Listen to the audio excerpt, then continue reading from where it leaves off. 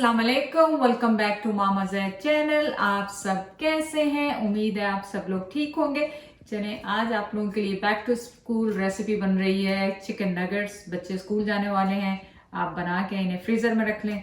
तो उसका main ingredients क्या है? चिकन है, हाफ के जी मेरे पास बोनलेस चिकन है। आप किसी भी तरह की चिकन जो भी आपको पार्ट चाहिए वो ले लें। और आधा कप दूध है मेरे पास, और 1 टेबल स्पून सोया सॉस है मेरे पास। Half teaspoon chilli powder है, अगर बच्चों के लिए बना रहे हैं तो आप ना डालें इसमें। हाफ टी स्पून सॉल्ट है, half tea spoon black pepper है, और यहाँ पे मेरे पास गार्लिक पाउडर है 1 teaspoon. 2 table spoon corn starch है। आप यहाँ इसकी जगह अगर कॉर्न स्टार्च नहीं है तो आप राइस फ्लावर यूज कर सकते हैं। 1 लार्ज साइज का अंडा है मेरे पास। Oyster sauce 1 teaspoon. 1 कप मेरे पास ऑल पर्पस फ्लावर है, डिपेंड कितना आपको चाहिए। 2 ब्रेड स्लाइसेस हैं और कुछ ब्रेड क्रम्स हैं जो कि हाफ कप हैं। तो रेसिपी को स्टार्ट करते हैं। अब सबसे पहले हम क्या करेंगे, 2 स्लाइसेस लिए हैं ब्रेड के। इसको आपने बस इस तरह करके बड़े बड़े पीस करके इनको सोक करना है। आप चाहें तो इसके क्रम्स उतार सकते हैं, अगर आप चाहें तो इसके कॉर्नर्स, अगर आपको पसंद नहीं है, बच्चों को पसंद नहीं है तो। और इसमें हाफ कप दूध डाल के इसको छोड़ देंगे।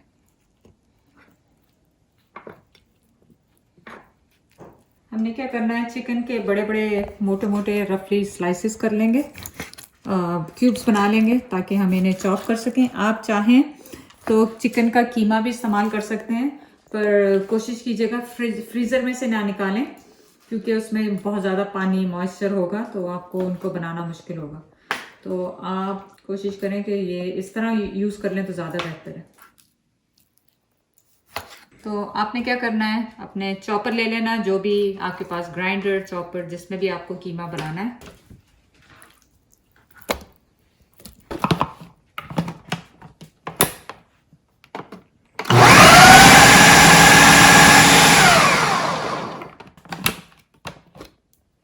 ये सब कुछ डाल दूंगी, जो ब्रेड है वो भी, chilli powder, salt to taste, black pepper, garlic powder, ये ऑयस्टर सॉस है इसमें ज़रा,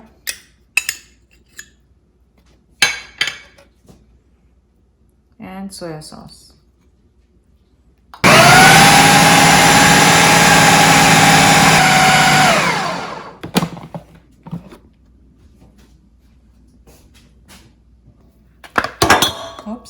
अब आपने क्या करना है, ये जो आपके पास फ्लावर है उसमें थोड़ा सा सॉल्ट डालें, पिंच ऑफ सॉल्ट उसमें, पिंच ऑफ सॉल्ट इसमें डालें ब्रेड क्रम्स में, और सेम एज पेपर भी पिंच डाल लें थोड़ा थोड़ा, ताकि इसमें भी फ्लेवर आ जाए, ताकि ये प्लेन ना महसूस हो। और उसके बाद आपने क्या करना है, ये जो कॉर्न स्टार्च या आपके पास राइस फ्लावर है उसको मिक्स कर दें इसमें। तो कॉर्न स्टार्च को और फ्लावर को आपने बहुत अच्छी तरह मिक्स कर दिया। उसका डालने का, राइस फ्लावर या कॉर्न स्टार्च का मकसद ये है कि आपके जो नगेट्स हैं वो बहुत एक्स्ट्रा क्रिस्पी बनेंगे। तो जब भी आप कॉर्न फ्लावर और कोटिंग के लिए यूज़ करते हैं राइस फ्लावर, वो क्रिस्पी करता है। अंडा ले लें और इसको क्रैक कर लें।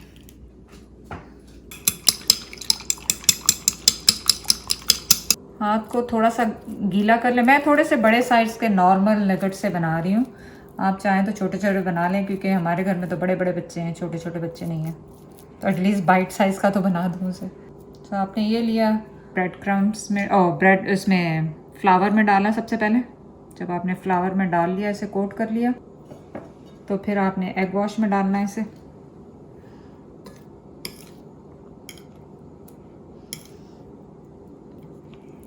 एग वॉश करके तो आप इसे डालें इसमें ब्रेड क्रम्स में।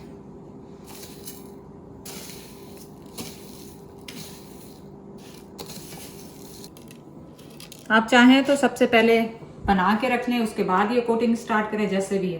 तो मैं भी ऐसे करती हूँ, इनको बनाती हूँ और वापस आती हूँ। मैंने भी पहले नगेट्स बना लिए हैं, उनकी शेप दे दी है। अब इन्हें हम करेंगे कोटिंग।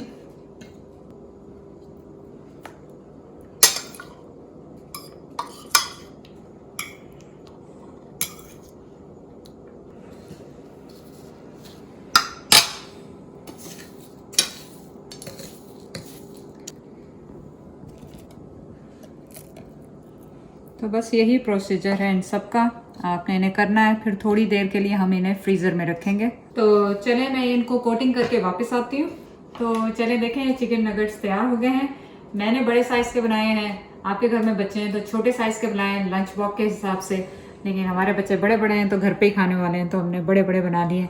आपने इन्हें फ्रीज करना है तकरीबन हाफ एन आवर कम से कम, ताकि ये अपनी शेप बरकरार रखें, तो आप जब फ्राई करें तो आसानी से फ्राई हो जाए।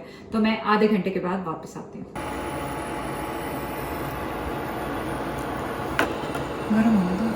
नगेट्स फ्रीज़र में से निकाल लिए आधे घंटे के बाद।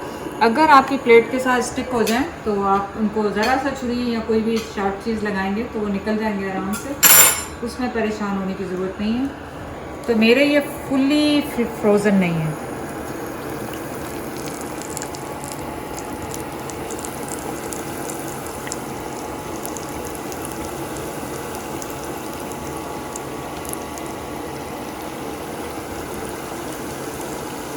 तकरीबन इसको जब आप डालें तो 1 मिनट छोड़ दें ताकि वो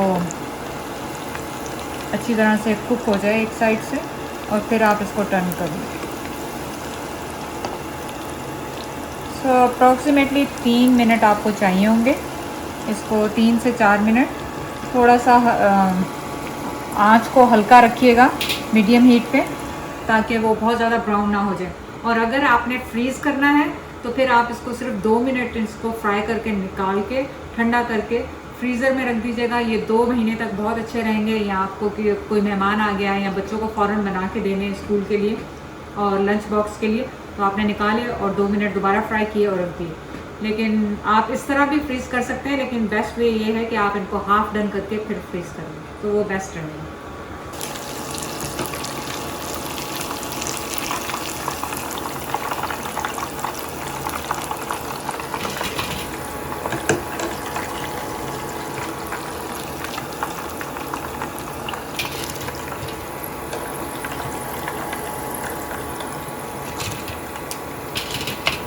तो आपने इन्हें ऐसी ट्रे में रखें, जाली वाली या कोई छन्नी ले लें उसमें रखें, ताकि ये क्रिस्पी रहें।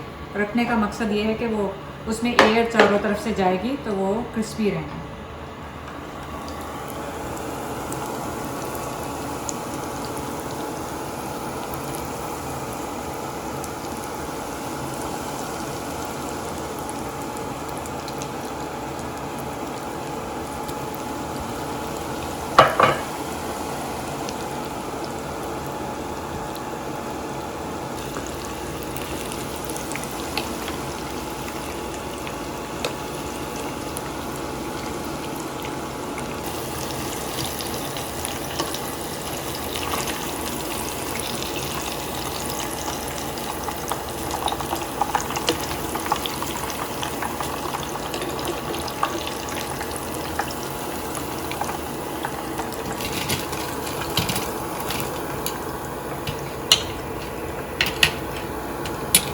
ये देखें माशाल्लाह कितने अच्छे से हमारे नगेट्स तैयार हो गए हैं। और आप ये भी देख लें कि अंदर से बिल्कुल पके हुए हैं, बिल्कुल माशाल्लाह बिल्कुल ठीक ठाक हैं।